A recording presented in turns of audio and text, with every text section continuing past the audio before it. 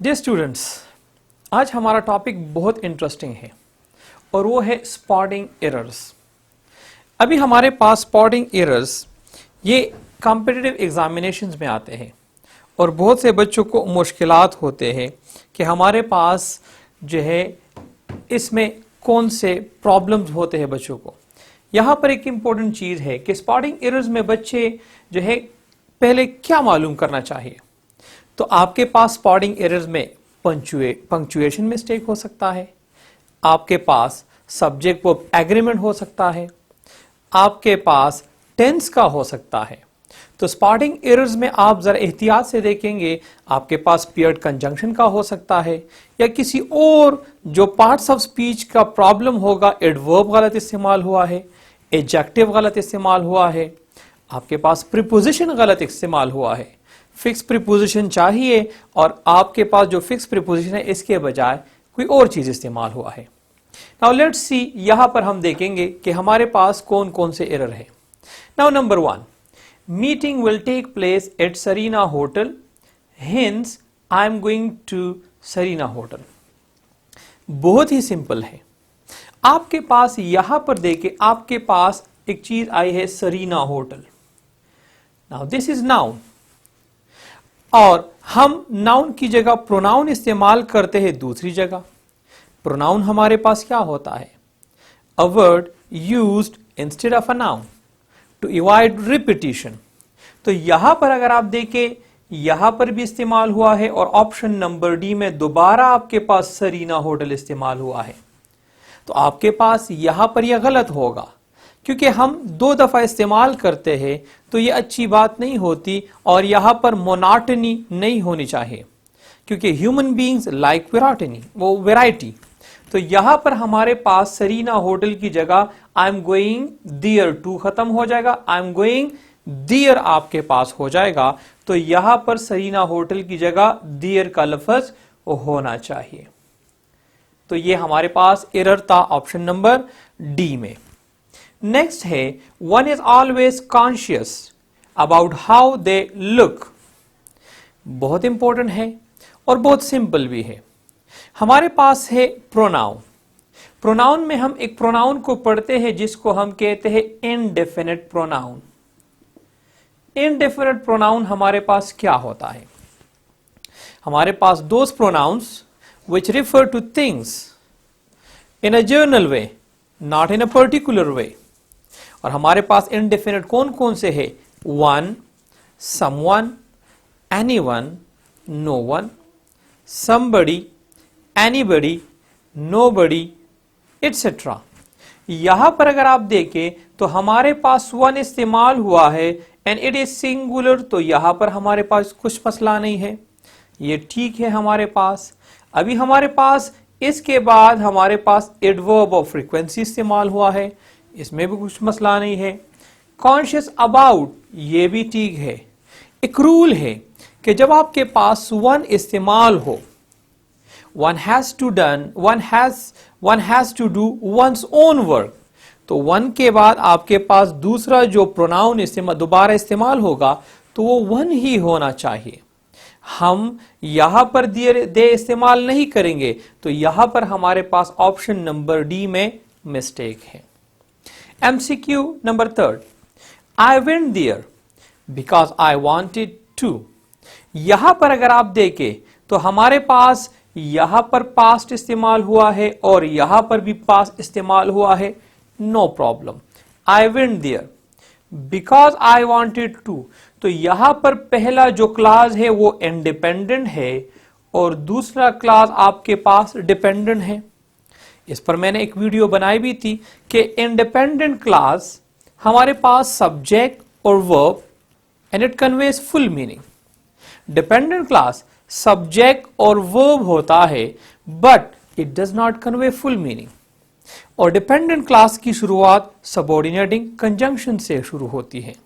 तो अगर आप यहां पर देखें, बिकॉज है सबऑर्डिनेटिंग कंजंक्शन।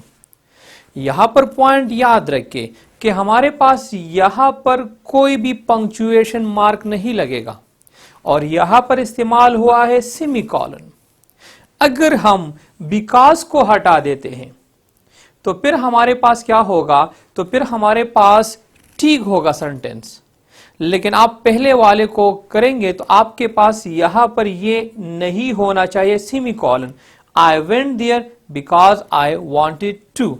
तो हमारे पास जो पंक्चुएशन मार्क था जो कि सेमीकोलन था गलत है।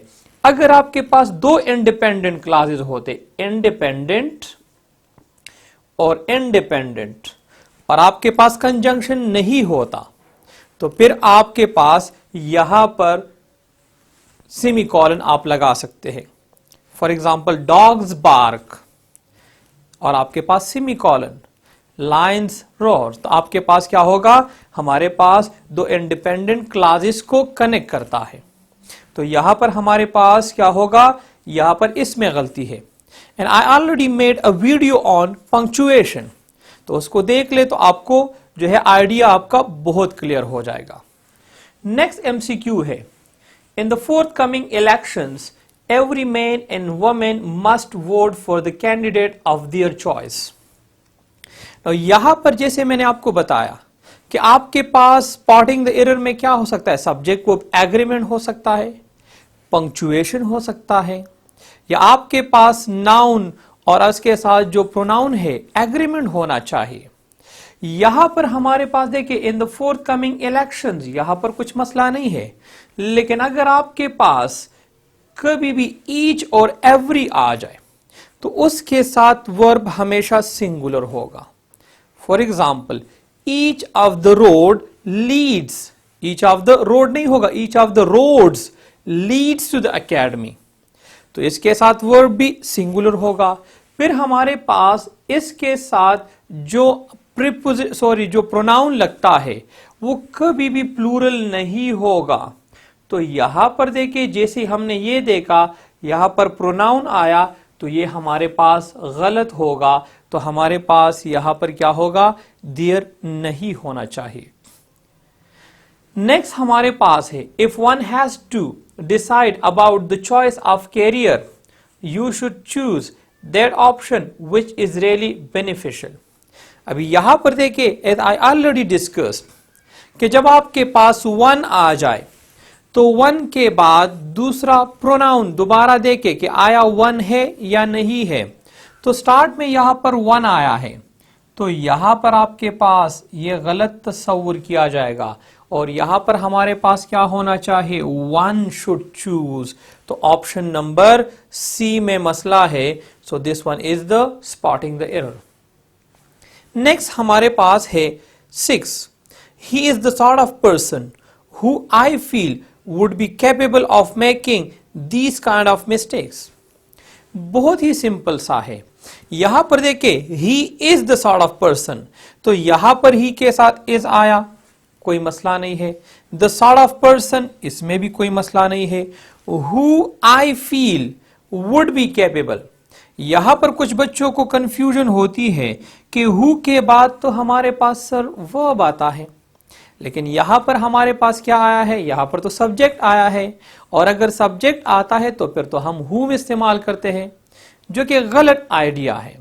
याद रख के हमारे पास अगर आई फील आई थिंक तो उसके लिए हम क्या, ये आपके सेंटेंस पर कुछ असर नहीं डालता, क्योंकि यहां पर जो है who would be, क्योंकि अगर आपके पास यहां पर whom होता तो फिर आपके पास ये वाला वर्ब किसके साथ होता, तो हमारे पास इसमें भी कुछ प्रॉब्लम नहीं है।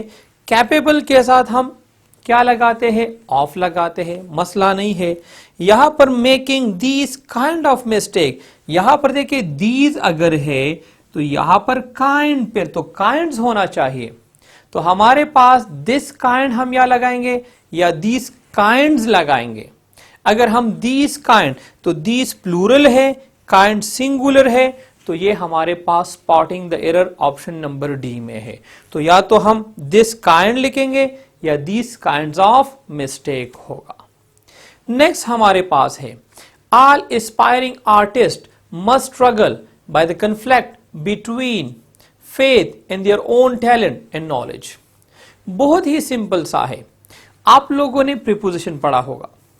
Preposition a word that is used before a noun और pronoun to show its relationship with the rest of the sentence। तो यहां पर अगर आप देखें तो फिक्स प्रीपोजिशन स्ट्रगल के साथ हम बाय नहीं लगाते, इसके साथ हम विद लगाते हैं। तो हमारे पास spotting the error option number B में है, स्ट्रगल विद होना चाहिए, बाय नहीं होना चाहिए। नेक्स्ट एमसीक्यू है character and not riches win us respect. If you recall subject verb agreement video, उसमें हमने एक पॉइंट डिस्कस किया था रूल नंबर 17 और 18 में कि अगर हमारे पास दो नाउन कनेक्टेड हो बाय एंड और उसके साथ आ जाए नॉट, तो आपका वर्ब एग्री होगा पहले वाले के साथ। तो अगर आप यहां पर देखें character is a singular, it is not a plural one, character and not riches, तो यहां पर अगर आप देखें विन, और विन आपके पास क्या है, प्लूरल वर्ब है, तो यहां पर हमारे पास एस और यस होना चाहिए। तो character and not riches wins us respect, option number C. Sorry. Next है neither the examiner nor the assistant were inform about the cancellation of the examination. और हमने ये भी सब्जेक्ट वर्ब एग्रीमेंट में पढ़ा था कि अगर दो नाउन्स है कनेक्टेड बाय नीदर नॉर और ईदर और, नॉट ओनली बट आल्सो, तो आपके पास यहां पर देखिए ये नाउन 1 हुआ और ये नाउन 2 हुआ, तो आपका वर्ब एग्री होगा नाउन 2 के साथ। नाउन 2 आपके पास है सिंगुलर और यहां पर इस्तेमाल हुआ है वर, तो ग्रामेटिकली ये गलत है, तो हमारे पास यहां पर वाज होना चाहिए। तो ऑप्शन नंबर बी में प्रॉब्लम है, तो हमारे पास spotting the error option number B में आता है। तो याद रखिए हमारे पास जितने भी स्पॉटिंग द एरर आते हैं बहुत सिंपल होते हैं, आप जरा एहतियात से उसको देखेंगे। उसमें क्या होता है, नंबर 1 जो मिस्टेक्स होती है वो सब्जेक्ट वर्ब एग्रीमेंट की होती है अमूमन। दूसरा, आपके पास नाउन और उसके बाद जो प्रोनाउन इस्तेमाल हुआ है, क्या ये नाउन के साथ एग्री कर रहा है या नहीं।